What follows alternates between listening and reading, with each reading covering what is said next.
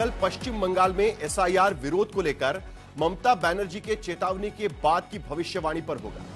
ममता बनर्जी ने आज केंद्र सरकार पर आरोप लगाया है कि हड़बड़ी में एसआईआर कराकर बीजेपी लोकतंत्र के खिलाफ काम कर रही है। बीएलओ को धमकाया जा रहा है। देश भर में बीएलओ अपनी जान दे रहे हैं। ममता बनर्जी ने कल कहा था कि बीजेपी ने अगर बंगाल में उन्हें परेशान किया तो पूरा देश हिला देगा। अब ममता बनर्जी की भविष्यवाणी है कि केंद्र की सरकार 2029 से पहले ही गिर जाएगी।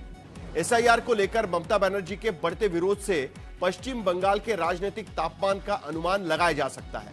हालांकि एसआईआर तो पूरे देश में हो रहा है, 9 राज्यों में और 3 केंद्र शासित प्रदेशों में, लेकिन सबसे ज्यादा विरोध पश्चिम बंगाल के भीतर हो रहा है। बीजेपी कह रही है कि पश्चिम बंगाल में अभी आधा फॉर्म ही डिजिटाइज हो पाया है और 14 लाख वोटर्स गायब मिले, यानी पूरा जब होगा तब कितने वोटर्स निकल पाएंगे।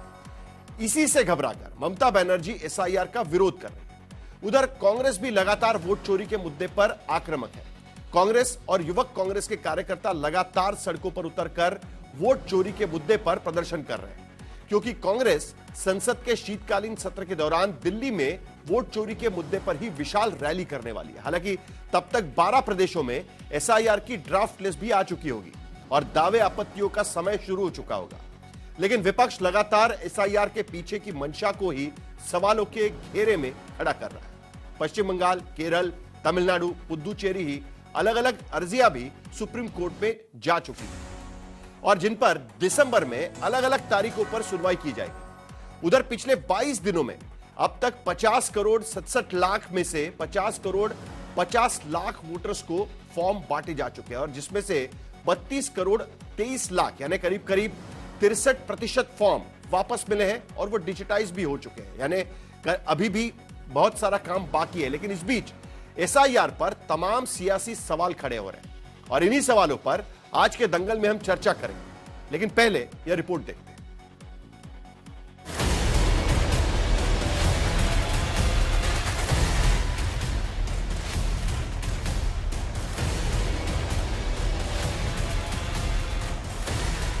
देश में वोटर लिस्ट सुधार के लिए चल रही एसआईआर में अब 8 दिन का वक्त बचा है।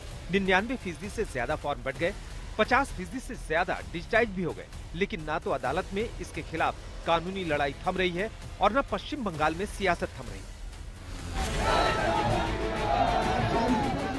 कांग्रेस पार्टी तो रोज सड़कों पर उतरकर एसआईआर को वोट चोरी का हथकंडा बताते हुए प्रदर्शन कर रही है। हरियाणा के शहरों से लेकर राजधानी चंडीगढ़ तक युवा कांग्रेस के प्रदर्शनकारी रोज विरोध जता रहे हैं। उधर ममता बनर्जी अपने राजनीतिक मंचों से लगातार एसआईआर के विरोध में चुनाव आयोग और केंद्र सरकार पर हमले कर रही हैं। कल बोनेगांव की रैली में ममता ने केंद्र सरकार को हिला डालने की चेतावनी दी थी।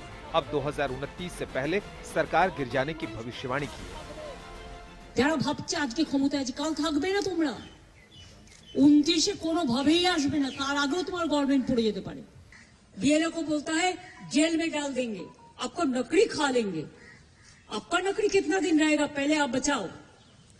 लोकतंत्र रहेगा लेकिन आप लोग नहीं रहेगा। हिंदुओं के लाश पर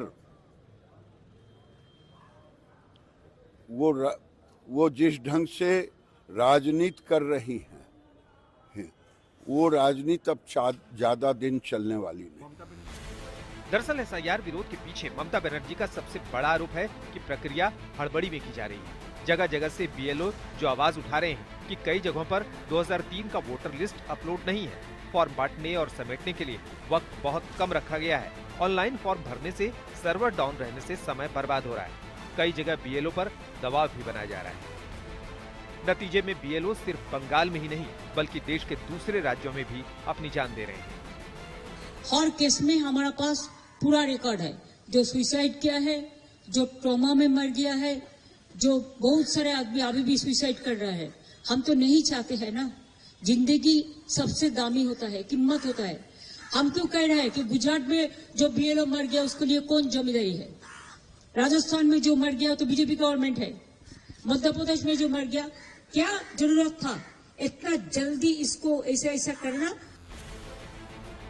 ममता बनर्जी की शिकायत को कांग्रेस का साथ भी मिल रहा है। राहुल गांधी दावा करते हैं कि देश में 16 बीएलओ जान दे चुके हैं, तो खरगे आरोप लगाते हैं कि बीजेपी की वोट चोरी अब जानलेवा हो चुकी है और काम के बोझ से बीएलओ और पोलिंग ऑफिसर्स आत्महत्या करने पर मजबूर है। डीएमके नेता तो 7 राज्यों में बीएलओ की आत्महत्या के आरोप लगा रहे हैं। हालांकि चुनाव आयोग मौत की इतनी घटनाओं की पुष्टि नहीं करता और आयोग कहता है कि 12 प्रदेशों में 5 लाख बीएलओ काम कर रहे हैं, जिन्हें रोज औसतन 50-60 फॉर्म अपलोड करना है।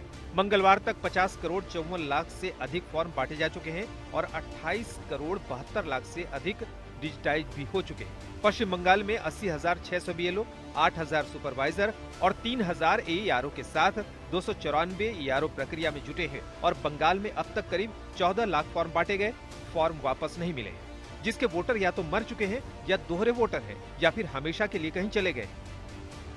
बीजेपी कह रही है कि ये वोटर कोई और नहीं, अवैध बांग्लादेशी थे, जिनके भारत छोड़कर भागने की तस्वीरें लगातार दिखाई पड़ रही हैं। बीजेपी का आरोप है कि फर्जी वोटर की मदद से सत्ता तक पहुंच रही ममता बनर्जी एसआईआर से इसीलिए घबराई हैं क्योंकि अब वोटर लिस्ट साफ सुथरी बन रही है।